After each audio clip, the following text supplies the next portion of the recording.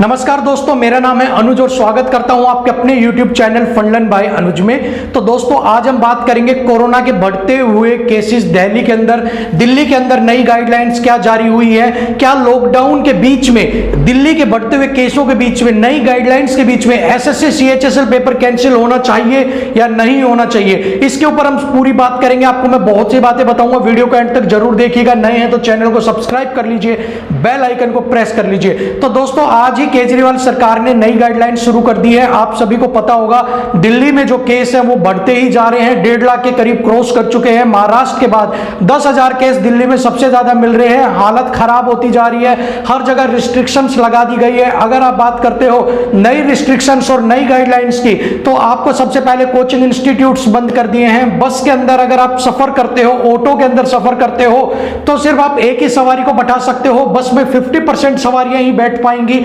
आदि आपकी एक सीट पर एक ही सवारी बैठेगी। जो पहले पूरी कैपेसिटी के साथ फुल लोड पर चल रही थी, वो अब आधी आधी ही चलेंगी। इसके साथ ही अगर आप खाना खाने के लिए होटल में जाते हो तो भी आपको आधे ही बैठाए जाएंगे। मूवी देखने के लिए अगर आप थिएटर जाते हो तो भी आधे ही बैठाए जाएंगे। अगर किसी के अंतिम संस्कार में आप शामिल होने जाते हो तो 20 आदमी जा सकते हैं, और किसी भाई की शादी में अगर आप शामिल होने जाते हो तो आप 50 लोग ही जा सकते हैं। इन सभी के साथ ही आपको नाइट कर्फ्यू देखने को मिलेगा, जो आपको रात को 10 बजे से सुबह 5 बजे तक देखने को मिलेगा।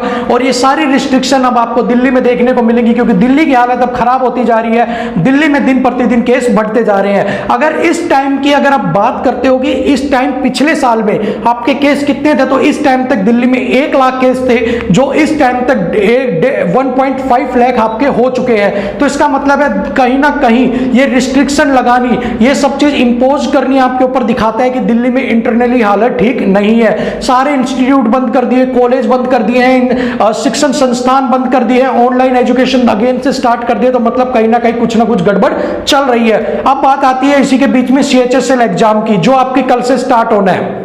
अब जो CHSL आपका स्टार्ट होना है, उसके ऊपर आपका पेपर के लिए अभी कैंसिल के लिए कोई नोटिफिकेशन नहीं आया है। बहुत से लोगों को इंतजार है कि ये नोटिफिकेशन आ जाए, कैंसिल का आ जाए।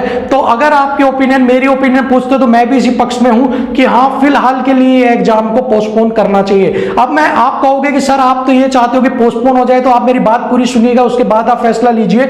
आपको भी ये बात कहीं ना कहीं जायज लगेगी, बिल्कुल सही लगेगी। अब आप देखिए, दिल्ली में इतने सारे केस बढ़ रहे हैं, इतनी सारी रिस्ट्रिक्शंस लग चुकी हैं। आपकी ट्रैवलिंग के ऊपर रिस्ट्रिक्शंस लग सकती है, खाना खाने पर लग चुकी है। अगर आप पेपर देने गए हो और आपका पेपर जो है वो आपको सेंटर पे पहुंचना है, तो अब आप बताओ, जिसका पेपर सुबह की शिफ्ट में है और जो मान लो कि वो 200 किलोमीटर दूर से चल के दिल्ली आ रहा है, तो वो क्या ट्रैवलिंग में एडजस्ट कर पाएगा?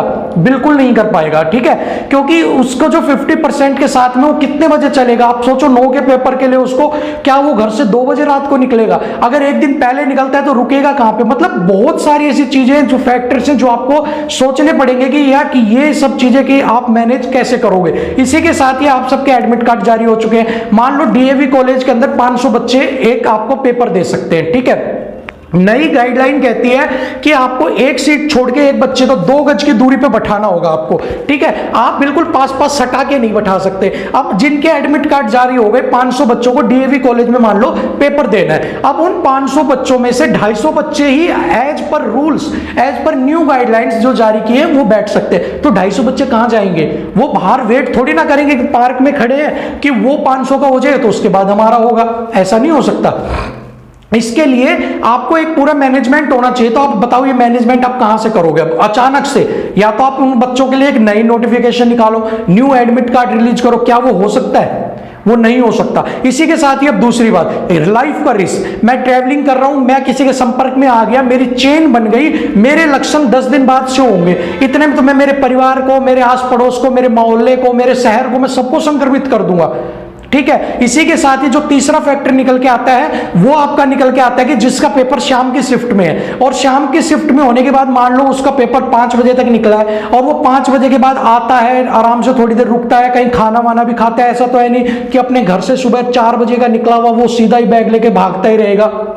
और ऐसे में नाइट कर्फ्यू लगने में, उसको साधन मिलने में, आगे कुछ जाने में भी दिक्कत हो सकती है, ये भी एक फैक्टर है। इसके अलावा आपका ये इंडिया लेवल का एग्जाम है, मान लो जो बच्चा महाराष्ट्र में है, आज दिन वो मान लो अपने महाराष्ट्र में बॉम्बे में बैठा है और उस समय वो कोचिंग करने के लिए अपना या कुछ स्टडी करने के लिए दिल्ली यूनिवर्सिटी में उसने एडमिशन लिया और वो कोचिंग ले रहा था दिल्ली में, तो उसने कहा कि मैं एग्जाम दे दूंगा दिल्ली के अंदर ही, और उसने सेंटर को फिल कर दिया दिल्ली। अब उसका दिल्ली आ गया सेंटर, और अगर वो पेपर देने के लिए मान लो फ्लाइट से आ भी जाता है तो उसको अपना आरटीपीसीआर टेस्ट जो होता है आपका कोरोना के लिए, जो 24 घंटे की रिपोर्ट आपकी जो होती है अर्जेंट में, वो सबको रिपोर्ट चाहिए, तभी वो ट्रैवलिंग करने देंगे। दूसरा, एमपी में, इंदौर में, महाराष्ट्र में भी अब लग जाएगा लॉकडाउन 10-15 दिन के लिए। हर जगह तो लॉकडाउन लग रहा है, रिस्ट्रिक्शन इतनी हो रही है, आप बताओ पेपर कहां से दे पाओगे? आप चाहकर भी अपना पेपर नहीं दे पाओगे।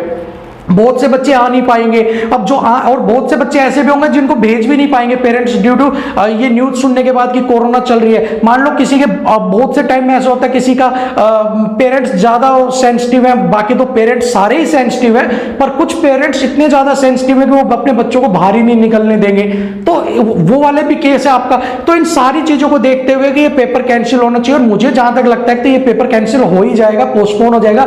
अगर 1-2 शिफ्ट का करवा भी देंगे, मान लो कल का अगर आज नोटिफिकेशन नहीं आती है, शाम तक आपको मिल ही जानी चाहिए, और अगर नोटिफिकेशन नहीं आती है, 1-2 नोटिफिकेशन अगर 1-2 शिफ्ट के बाद भी निकाल दे तो भी पोस्टपोन हो जाएगा। और अगर ये पोस्टपोन होगा तो तकरीबन 5 से 6 महीने के लिए आगे पोस्टपोन हो जाएगा आपका, क्योंकि कोरोना इस समय डबल रफ्तार से चल रहा है। जो इस समय 1 लाख केस थे वो 1.5 लाख के करीब आपके केस चल रहे हैं, तो मतलब वो कहीं ना कहीं आपसे 1.5 स्टेप आगे चल रहा है। तो इस हिसाब से आप मान के चलो आपको 5 से 6 महीने के लिए आपका जो शेड्यूल है वो सारा का सारा चेंज हो जाएगा, और वही अक्टूबर के करीब, नवंबर के करीब जाके आपका पेपर कंडक्ट करवाया जाएगा अगर पोस्टपोन हो जाता है तो। इससे पहले कोई भी चांस नहीं है। इसी के साथ सीजीएल और बाकी भी एग्जाम आपके सारे धीरे धीरे पोस्टपोन हो जाएंगे।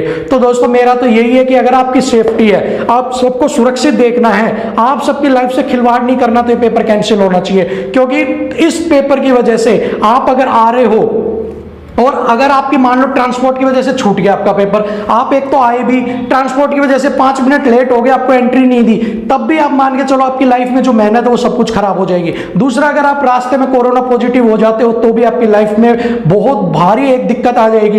इसी के साथ में बहुत सारी दिक्कत का आपको सामना करना पड़ेगा, जो आप समझ रहे हैं, जो पिछली बार भी आप सबने सामना किया था, आप सब इससे वेल नोन है, आपको इसमें ज्यादा बताने की जरूरत नहीं है। तो यही है कि एसएससी का जहां तक उम्मीद है कि नोटिस आ जाना चाहिए कि हाँ ये एग्जाम पोस्टपोन हो गया है। बाकी तो देखते हैं क्या रहता है क्या नहीं रहता, बस हमारी तो यही है कि फिलहाल आपके जीवन के साथ खिलवाड़ नहीं करना चाहिए, आपसे उसको पोस्टपोन कर देना चाहिए। आपको उसके साथ जब ये कोरोना कुछ डाउन आ जाता है, बीमारी है, महामारी है और ये चल रही है, तो ये सच की बात है कि महामारी है तो कुछ ना कुछ तो बात होगी, तभी इतना सब कुछ चल रहा है। तो आप सभी भी सुरक्षित रहिए और देखते हैं बाकी एसएससी क्या करती है। तो आज के लिए वीडियो में इतना ही। अगर आपको वीडियो पसंद आई है तो आप इसे लाइक शेयर कर दीजिए, नए हैं तो सब्सक्राइब कर लीजिए, बेल आइकन को प्रेस कर लीजिए। अगले वीडियो में आपसे फिर मिलेंगे, तब तक के लिए जय हिंद।